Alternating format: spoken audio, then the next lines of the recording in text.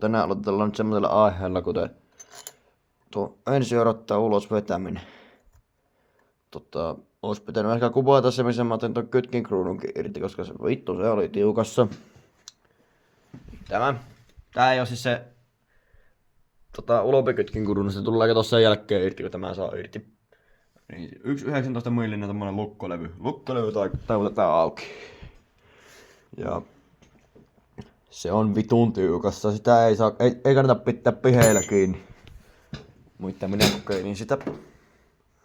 Nyt on kytkinkruunu paska. Oi vittu! Laakerit levyis lattialle.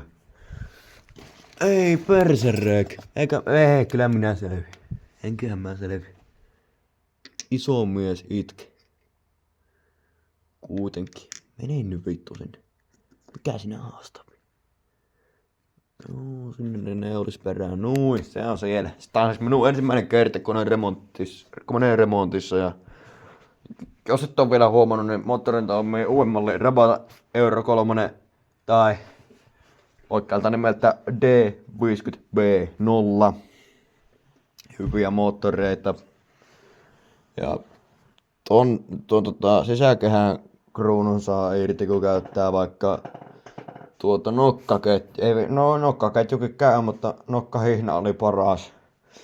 Otin tuossa purkuautosta nokkahihnan palasen ja pidin sillä kiinni ja ruuvasin sen. Ensiörattaan saa, jos oot jo purkanut tuon kytkinkruunun niin kuin minä tein, ei järkeä. Sama homma, tuohon noin, hihna kiinni.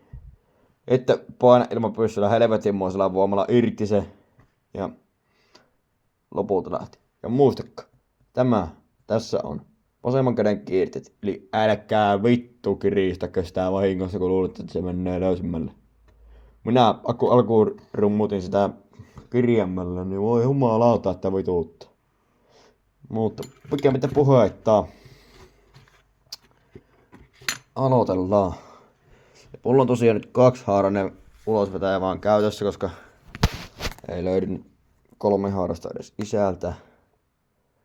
On pakko tällä tehdä, eihän siinä. Tosiaan koneen remontin syy on se, että derpistä meni petaarit. Ja vituttaa. Juu, en minä saa pysymään tätä näin. No penaha. No niin. Ja nyt kun te huomaatte, niin tämä on ihan vitun tiukassa. Ja kukaan näitä käsityökaluilla kiristää. Aivan oikeesti menee hulluuden puolelle. On tämmösiä perkele.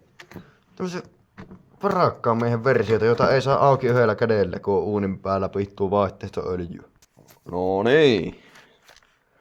Laittaa tämmösen pään iskupurakoneeseen. Ei näytä iskupurakoneelle, mutta taittaa se semmonen olla. Ja nyt. Vittu, eikä se oikeesti no niin.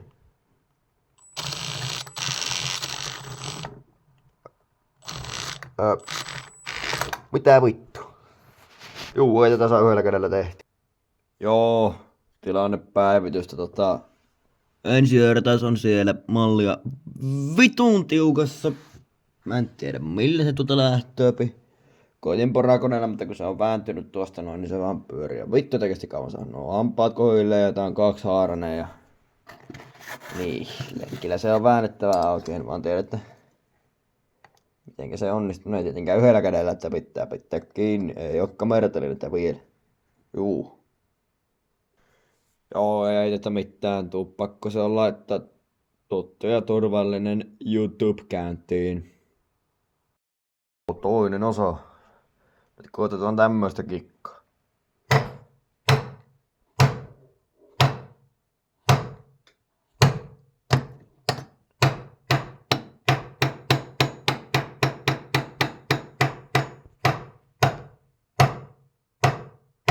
Ei tuu tarvetta. No voi vittu, tää on ihan vitun paska laji, kun ei tuu lähde. Vaikka ja mitään yrittää. Ei vittu mitään. Jos vaikka tuossa mietiskelis vähän tätä asiaa. Niin Otetaan tuosta järjenvirkistä ja vähän. Osan sitä vaikka. Sitten mäkin moottorisuus toimimaan.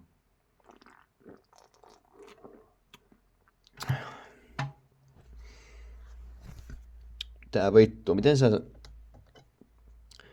siihen saat niinku yhden ensiorattaan niin tiukalle, että koko vitun ihmiskunta menehtyy ennen kuin sitä saa vittu irti. Niinku, oi jumalauta, kukaan nää on tehnyt.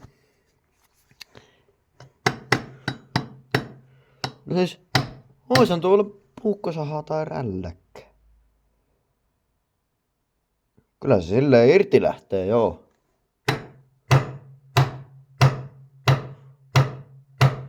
Saatana tää suoristuu. Mitä vittua? Vähän vittu suoristi tätä vahingossa. Vähän tuohon kierrekohta.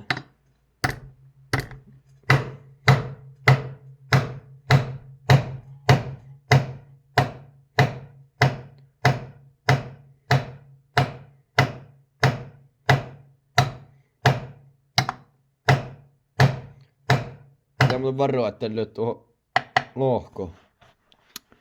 Tosissaan, mun pitää kyllä katsoa YouTubea ja Google läpi, että miten nuo juuttuneet ensiorottat saa vittuhu. Ja on muuten pahvi, vähän moottorikussu allensa. Joo, palaillaan. Joo, manne fiiliksissä kun vituttaa niin paljon. Vittu, pitäisikö se vaan ottaa tämä vaihekukka vai mikä tää nyt, mä kutsun sitä vaihekukaksi nyt, se on kukan näköinen. Ja tämähän lähtee 13 sella. Joo.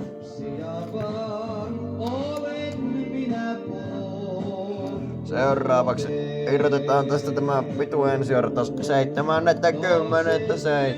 kertaa.